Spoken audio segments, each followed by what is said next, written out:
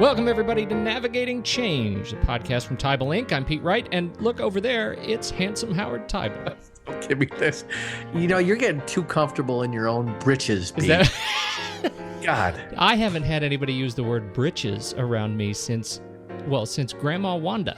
Yeah, am I dating myself? A little bit. Do people now know that, you know, I'm still learning what Twitter... Let's not even go there about Twitter. Hey, you did a great job. I do okay. You did a fantastic job. You had just the right hashtags under. If you want to follow Howard Teibel, Howard Teibel on Twitter is at Howard Teibel, and now he set the stage with some fantastic twittering from NACUBO hashtag NACUBO AM, the NACUBO annual meeting 2013, and now the standard has been set. The bar has been set. The expectation is you need to tweet more.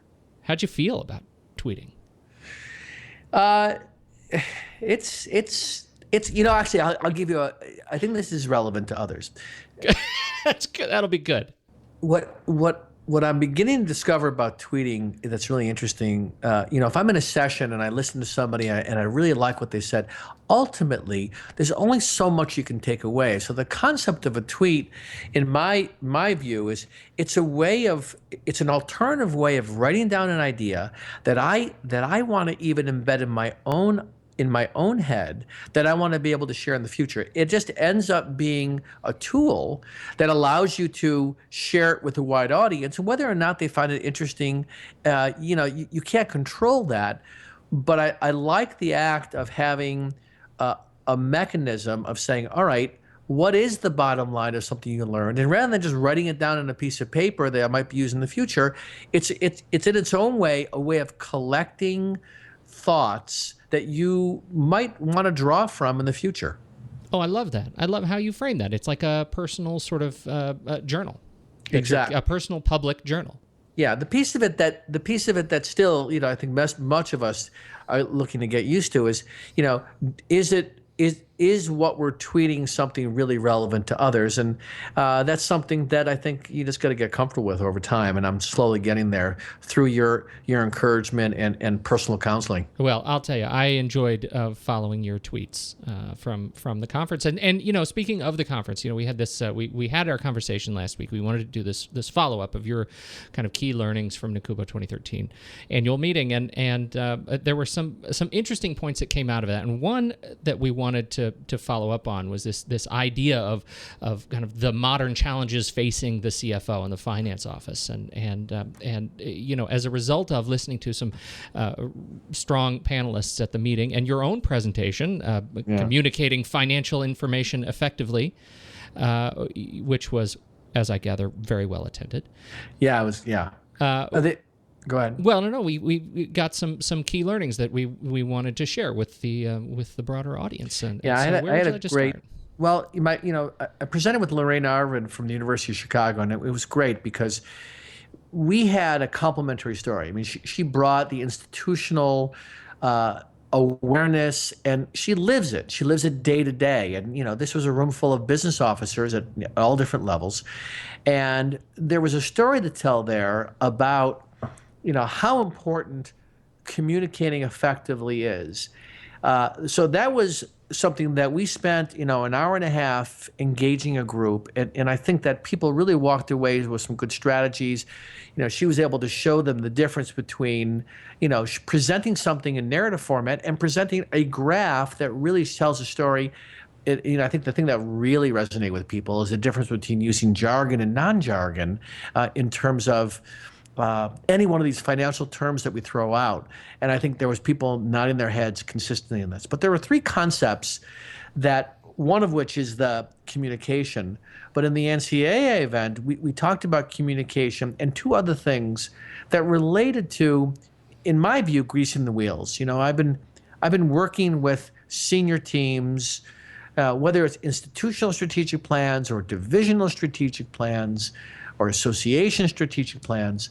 The strategic plan often gets perceived as a report that's going to get built. And, you know, they're just finished their 2012, and now they're doing their 2020, and all that's good. But the truth about strategic planning is not about the report. It's ultimately about implementation. It's ultimately about taking what you're going to create, figuring out what the goals are, and then the part that is probably the hardest is aligning the organization. So how do you get people to align? And it's not around the report, it's about engaging them. And there's three techniques or three critical success factors that we talked about at the annual meeting. And one of them is this concept of relationship management, this idea of influence without authority. Many of us don't have the authority to make people around us do things. But if we exert a certain kind of influence, well, how do you build influence? Relationship management is one of those things. And what that is ultimately is about being interested versus interesting. If we break it down to, how do you really make great connections, even on a networking personal basis? You're interested in the other versus being interesting to others. And how that shows up in the business world is, if you have to work with an academic unit and you're in the finance division, rather than calling them up and saying, or emailing them and saying, I need your enrollment data for XY period, the opening conversation could be, before we get into some of the things that I'm looking for, I'm curious, is there anything you need from me? Man, they would turn their head and go, really? Are you starting by asking what I need? We do not do enough of that. So relationship management is the simple act, hard to do because you have to be mindful, but be willing to recognize that before you step in and make demands and requests of others, find a way to help them. And over time, you'll discover there's not much you have to do to build a sense of trust, because you're coming into we all know, oh my God, look at this email. Look, before you open it, you know what you're going to see, which is another request. We don't have time for it. So we're very limited who we give our energy to. What we have to do is build better relationships so those we're working with are willing and interested to help us back. That's number one. Okay, that's number one. So relationship management, number one. I'm going to hold my point until you get to your next, because I think I know where you're going, and I have a new vector for you. So okay. What is number two? Well, number two is the simple act of, what does it mean to be an effective communicator? And it really comes down to three things. Whether you're doing in writing, whether you're speaking, whatever format it is, there's three things you have to do well. Number one, know what your intended outcome is. Number two, know who your audience is. If it's the staff and it's financial data, you're going to tell them a story differently than if it's the board of trustees. Often we don't step back before we deliver a message and say, how do I deliver this differently to this different audience? So that's number two. And number three is, know how you want to deliver the message, right? The tone you want to set, what you're looking for from this outcome. That is such an important thing to reflect on. The example we talked about in one of the workshops was, if you lead a group of people, and you think about the spectrum of communication, if you're in charge, one is, just do it because I told you and I'm the boss. And the other extreme is, let's get together and think about this, and we're going to make a collaborative decision. It's like one extreme to the other. And what we don't do enough of is say, all right, this particular communication demands a direct request. I'm in a position to make that, just do it. And other times it's like we go in with a demand, and really what we should be doing is saying, let's have a discussion before we make a decision. So the very simple act of know what you're trying to accomplish, know who you're speaking to, which should influence how you're going to communicate, and finally, know how you're going to deliver the message. You pay attention to those three things, you're going to hit it out of the park 90% of the time. I love this, because now you're really speaking into my in my bailiwick, right? I mean, this is marketing.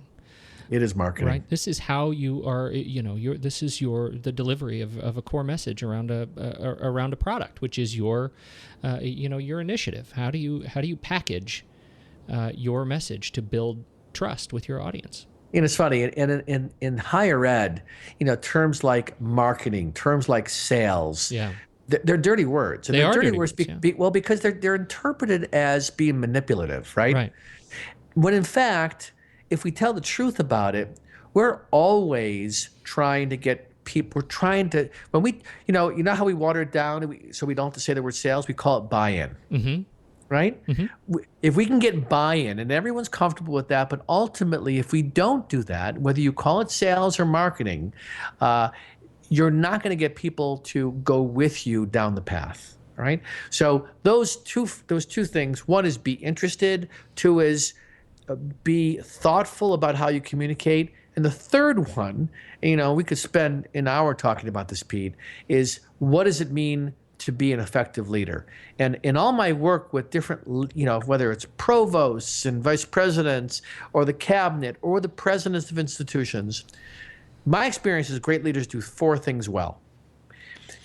One, they're direct and they listen thoughtfully, right? Those two things sometimes are diametrically, sometimes a direct leader is not listening carefully, but the great leaders are willing to have a clear and direct message, but at the same time, listen thoughtfully. Number two, willing to make tough decisions. And often those decisions in higher ed that are tough have to do with people, right?